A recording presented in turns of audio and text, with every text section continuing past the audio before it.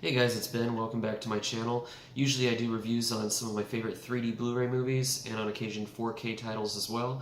Today I'm going to be doing a quick review on the Cinera virtual movie headset, and I'm going to try and make this as quick as possible because for some reason there's a limit time of 10 minutes on my camera, and I cannot for the life of me figure out how to change that in the settings.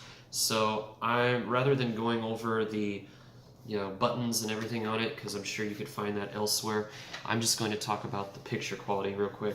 What inspired me to get this was that I have the PlayStation VR that I just got, and I found out you could watch 3D Blu-ray movies on it, and it created a very cinema-like experience. It felt like you were in your own personal movie theater, but there was a huge drop in resolution. It felt like you were watching 720p maybe. So I heard from a lot of people in this 3D Blu-ray group I'm on Facebook with that this version, the Cinera headset, could offer you 2K resolution per eye, and I decided to give it a shot. So going into the picture quality, I wouldn't say that it's the same experience as the VR. It doesn't feel like you're in your own personal movie theater, because when you turn your head, obviously, the picture moves with you, because this isn't a VR set.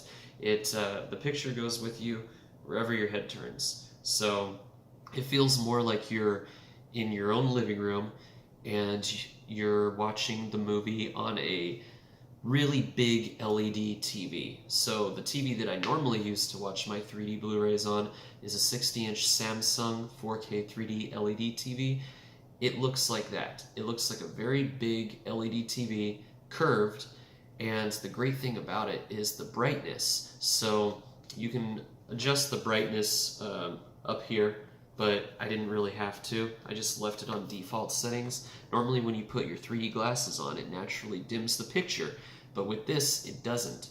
If you're watching a 2D movie, the same level of brightness you get from that is what you're getting when you're watching a 3D movie on this. It looks amazing. Crisp, clear. I thought that the picture looked up-converted.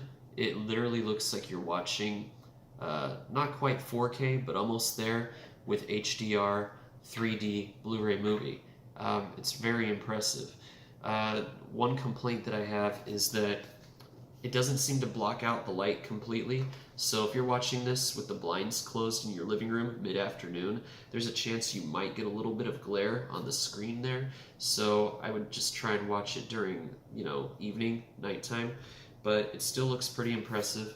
Now, the field of view, when you're watching movies on the PlayStation VR, if the corners seem to be cut out a little, you can always turn your head and the screen stays still. It looks like you're in a movie theater, and you can see the whole picture. With this one, it's not the same. If you have it on large screen mode, wherever your head turns, the picture turns with it. So yeah, like sometimes just a little tiny bit of the corners, top, bottom, they're cut out a little bit. The only way to change that would be, if you kind of tilted your head a little bit this way and that while you're watching it. But honestly, it does not bother me at all. Now, there were questions about frame dropping. In forums, they were talking about, during 3D Blu-ray playback, the frames would drop quite often, every minute. I didn't notice that with my set. Maybe once every few minutes I would notice it, but it's so slight, it's not really noticeable at all to me, especially when you have this beautiful big picture. Now, I tried dropping the screen size to medium mode to see if it would reduce that. It didn't make a difference. On the other hand, you do see the corners that you were missing out before, but I put it back to large screen mode. I thought it looked better that way. I also tried going into the settings into HDMI and downgrading the resolution to 1080p, thinking that it would drop that frame drop, that random frame drop that shows up. But unfortunately, when watching 3D movies, it has to be at 2K. It will not allow you to play the 3D Blu-rays on 1080p. Not sure why, but like I said, it didn't bother me at all. The great thing about this is not only does it feel like you're watching it on this beautiful, huge LED screen, but there is zero crosstalk issues at all. Even with a perfectly calibrated TV, sometimes on rare occasions you'll come across crosstalk on certain movies. This one, not at all. It is absolutely gorgeous. Now, the crappy thing about this is that this comes separately. This is a headset that attaches to it, which is a pain in the ass to attach, by the way, and it was a waste of money. Completely heavy and uncomfortable. Even with the headset on, you still have to hold it like this. Otherwise, if you let go of it, it feels like it's going to break your nose in half. So it was a complete waste of money. It does come with an arm that you assemble, and it attaches to an end table at your couch, and it extends, and it just brings it right to your face, and it works perfectly. So comfortable. It's not flattering. You will look like an idiot to your family members, but it's very comfortable and relaxing. Now, what else can I talk about? Another thing that I think is pretty cool, has an HDMI port here. So what I do is I have a 4K 3D Blu-ray player, the LG UBK90, that has two HDMI outputs. One will run into here for picture, the other will run into my dedicated AVR for a full-on surround sound setting. And it's ridiculously awesome. That's all I really have for it right now. If I notice anything else, I'll post some more videos to update you on it further. Do I think that it's worth the price tag on it?